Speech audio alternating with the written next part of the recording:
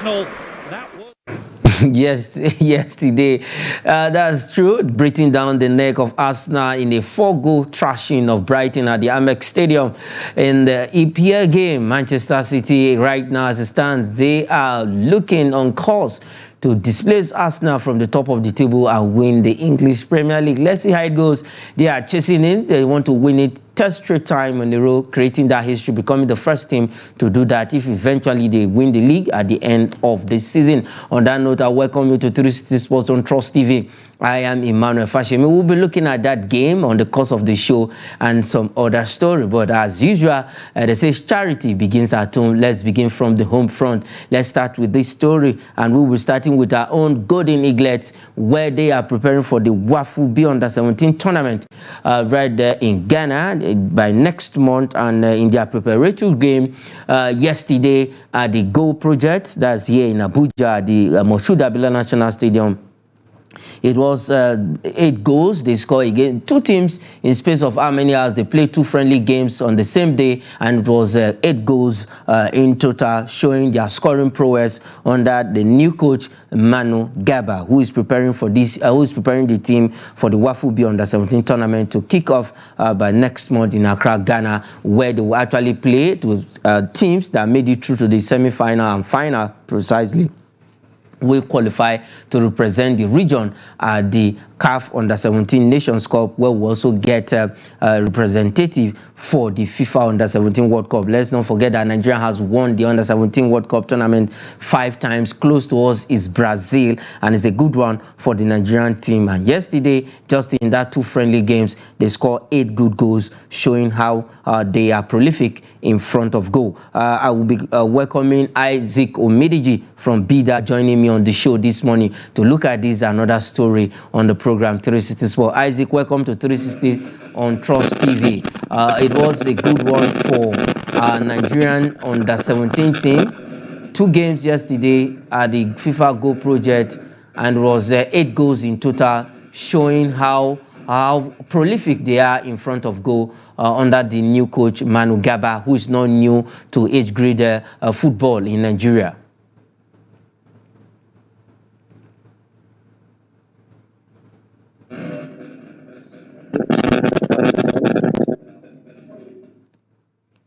Okay, if we can, the audio from your end is not too clear for us to hear you, but once we are back, once the audio is okay, we'll be hearing from Isaac Omidiji to fill his own pause about the Golden Eaglets performance in those 2 friendly games they played yesterday at the FIFA Go Project here in Abuja.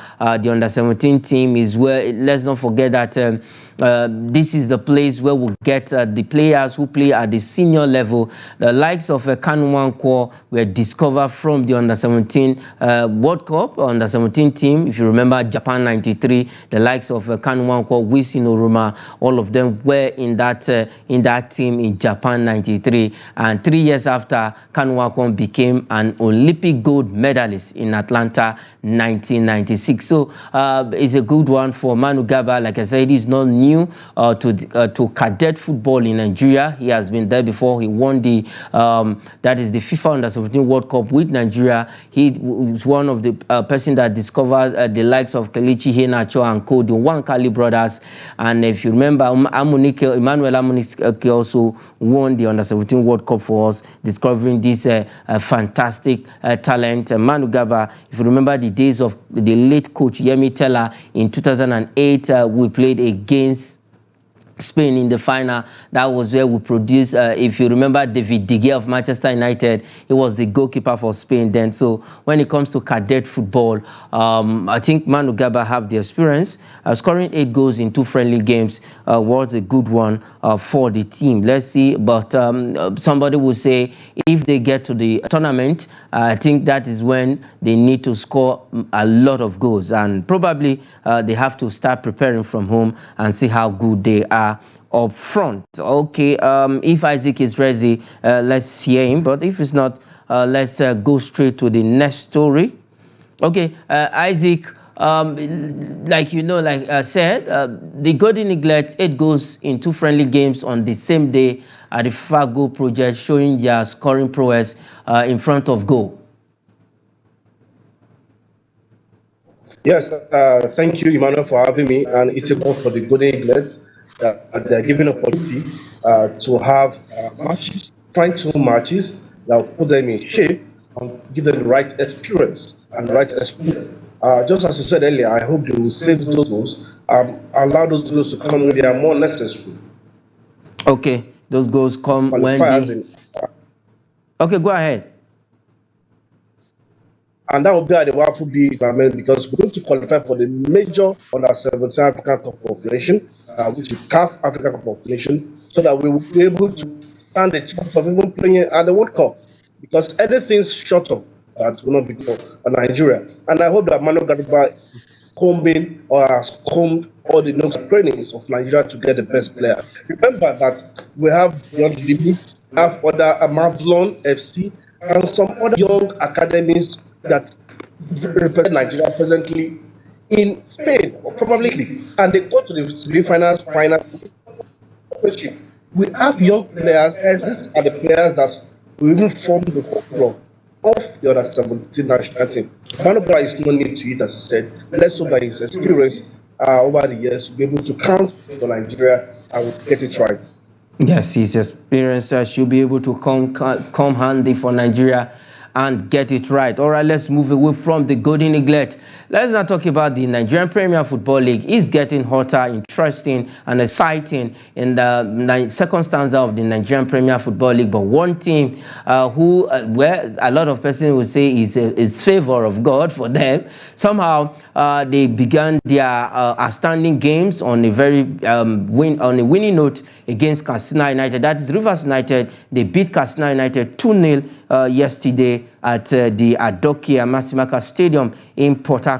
Goals from Deputy Echeta and Kezie Eyinaya gave them all maximum 3 points against Katsina United in one of their rescheduled games because of their continental engagement.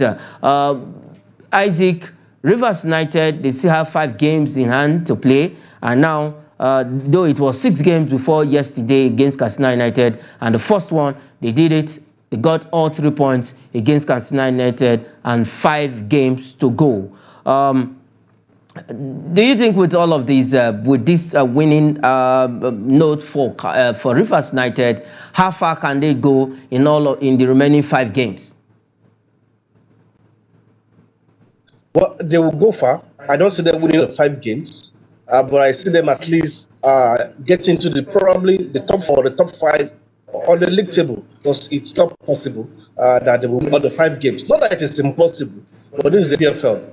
And we know that this rescheduled match will be coming far in between. So it will not really be physically too good for them as well. But I'm very sure that they will take advantage of winning their home games and possibly seeing if they can get draws on the road so that they can get into the top 4 of the Nigerian Premier League. Definitely, these games, after this remaining 5 games, it will change the projection of the MPFL team.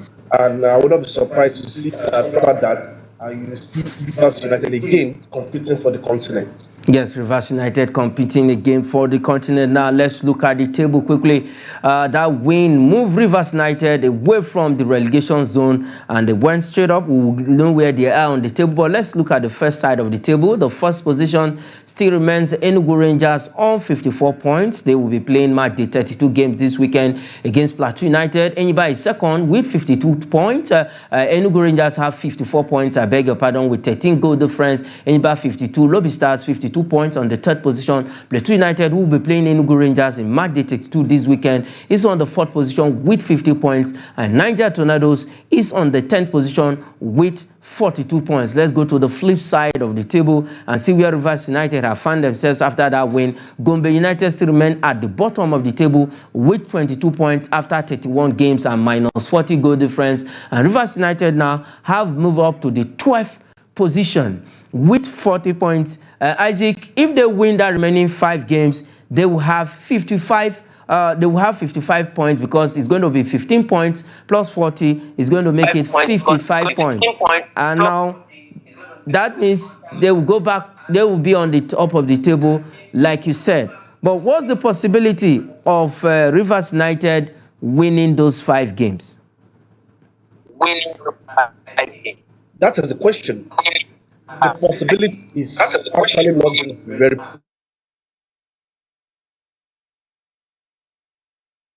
percent, but they will get more points. But I don't 9 points. But getting 50 points is very difficult.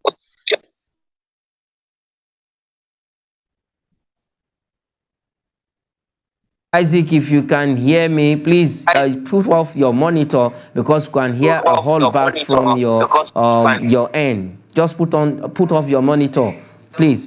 Okay, let's leave the Nigerian Premier Football League and go straight to the EPL. You saw that video, Manchester City. Let's have that video once more and quickly look at those goals scored by De Bruyne, Foden, a brace from him, and then Julian Alvarez getting also one of those goals for Foden, 50th goal, Premier League goal against Brighton at the Amex Stadium. Let's roll that video quickly, and then we'll come back and talk about Manchester City properly. Probably, maybe they might just win the league back-to-back 3 times on a row if they actually do that. But before that, as we were waiting for that video, Isaac, this was a game that Arsenal actually wanted Manchester game they have in hand.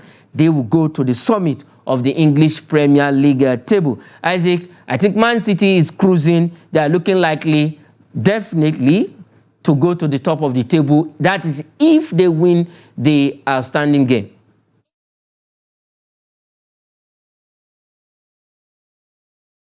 Don't forget I still have Tottenham to play, and Tottenham are going to be the big team for much over the year. And for Arsenal, just the way the fans of Arsenal will be looking for a slip from Man City, even City fans will still be looking for a slip from Arsenal. It's obvious. I know Liverpool is still mathematically, involved, but though realistically they are almost out of the title race, mathematically they are still involved. But for these 2 clubs, Man City and Arsenal, both of these clubs will be looking up for a slip and something that will happen dramatically to one of them. So games are still on, 4 games to play, 4 games to go. Let's see how these games go, and let's see who will definitely slip down. Okay, let's see. I'll definitely slip up or slip down. Isaac, please put off the monitor. Put off the monitor, please, if you can hear us. Put off the monitor because we are hearing a feedback, a holdback from your end. Put off the TV or probably reduce the volume of the TV. Kill it completely so that we cannot hear a holdback from you. Let's look at the English Premier League table. Let's quickly have the table and see where Man City is now after that win against Brighton yesterday night. All right, Arsenal stay at the top of the table with 77 points, and Manchester City after that win now have 76 points, 1 point behind Arsenal. They have a game in hand, like I said. Liverpool have 74 points, Aston Villa 66 points, Tottenham Hotspur 60 points, Manchester United 53 points, Newcastle is on the 50 points, occupying the 7th position, West Ham United 8 with 48 points, and Chelsea is on the 9th position with 47 points. Bournemouth is on the 10th position, surprisingly, with 45 points. Let's go to the flip side of the table quickly. Let's see how they are standing. Brighton maintains their 11th position despite that loss with 44 points. Wolves is on the 12th with 43 points. Fulham 13 with 42 points. Crystal Palace is 14 with 39 points. Brentford is on the 15th position with 35 points, and we have Everton on the 16th position with 33 points. Nottingham Forest 17th position with 26 points. We have Luton Town on the 18th position with 25 points. Burnley 23, 19th position, and Sheffield United remains at the bottom of the table with 16 points and minus 59 goal difference. That means they've considered goal more than any other team in the English Premier League this season. For Manchester City, they have a game in hand, and let's see how that will pan out at the end of the day. If they win, they will go to the top of the table. All right, let's leave the English Premier League quickly and look at this transfer story. It concerns our own starman, Superman. We call him Superman because eventually he's a prolific striker, a complete striker. I know a lot of person will argue this with me. I think I rate him high, not because he's a Nigerian, but I rate Victor Osimhen high than Erling Haaland, because when you are looking for a complete striker, I think everything a complete striker should have. Victor Osimhen have it, dribbles, scoring ability, he has it. And now let's quickly look at this story now. PSG is ready to pay the 120 million euros release clause for Victor Osimhen, and which is a very big one for Victor Osimhen. We know that PSG actually looking for a replacement for Kylian Mbappe, who will be joining Real Madrid at the end of the season, and they are actually preparing for life after Kylian Mbappe, and that is why they are looking for a good replacement. Victor Osimhen is not new to the French. It's not new to French league. He played in Lux League, where he also created history, scoring 14 goals before he left for Napoli. Though he started his sojourn in Germany with Wolfsburg before going to France, and then from France now he's in Italy, and now PSG want him back. They want him on their book. They want to have him. They want to see definitely if Victor Osimhen will be joining them, as they are ready to pay the 120 million euro for Victor Osimhen release clause from Napoli. That is a whooping sum of money, but I think Victor Osimhen deserves that. He deserves more. If they can even pay 150 million euros, it will not be out of place, because he's a striker that can guarantee you at least 20 goals in a season, and definitely he can surpass that and get quite a number of goals for Victor Osimhen. We call him the star man, the super boy for Nigeria, Super Eagles of Nigeria. We saw what he did at the Nations Cup. We saw his prowess despite not scoring, but he was involved in all of the goals that Nigeria scored at the Nations Cup, which is a good one. If a striker is not scoring, then he should be creating assists. He should also be making way for other players to score in his team, and that is why I said he's a complete striker. I know a lot of persons will argue this. I rate him far above Erling Haaland. Erling Haaland is a good striker, I'm not saying that, but he still lacks some ingredients of a striker in him. So for Victor Osimhen, I think the qualities is there. Complete striker. He has been likened to Didier Drogba, and that's why Didier wants him to play for Chelsea. But PSG are fronting everything, throwing everything they have, and see how they can lure Osimhen away from Napoli to join them. 120 million euros, a very big money. And let's quickly take this last one on the show. Crystal Palace Michael Olise is open to Manchester United in the summer. He will fancy to join Manchester United in the summer. That is, he's also a Nigerian, but he plays for the French national team. He has not played for the Super Eagles. Michael Olise, who plays for Crystal Palace, he's a Crystal Palace winger, fantastic player, tricky player, good with his left foot. You know, we have two of them in Crystal Palace, him and Eze, who's also a Nigerian but has not played for Nigeria too. That one played for the French, for the English national team. But for Olise, that's for Olise, Michael Olise, he plays for the French team. And we are seeing how we can actually get him to play for the Super Eagles. But if at the end of the day, I think the Le Bleu is also a good national team where he can show his prowess. And also, but for Manchester United and for this young man, I think both of them are trying to see how they can help each other. Olise will help Manchester United, and Manchester United will also help Olise in developing, in putting him on that radar, which is a good one for Michael Olise. So let's see how that goes at the end of the season. Probably if Michael Olise will be joining Manchester United. All right, that is where we will leave it. But before we go, we'll leave you with some highlights. MPF game, so that you can enjoy yourself. The Nigerian Premier Football League is getting hotter, interesting, and good games, exciting one. Go to the stadium, please. I want to beg sport fans, football fans out there, go watch the MPF. It's no longer what it used to be. I think we are getting it right now, and definitely if we can continue like this, I think the MPFL will be one of the toast of football fans in the world and in Africa. Definitely, we might be having European players coming down to the MPFL to play. Though we already have South American players coming here, we have the likes of Brazilian players coming to play in the league sometimes ago, and we also have a man who coached Abia Warriors Rafael Everton is from Brazil. So we can have more of them in the Nigerian Premier Football League. We'll leave you with that highlight, and we beg our viewers at home that Isaac Omidiji couldn't continue because of technical issues from his end. And that is it on the program. I am Emmanuel Fashimin. Say thanks for watching.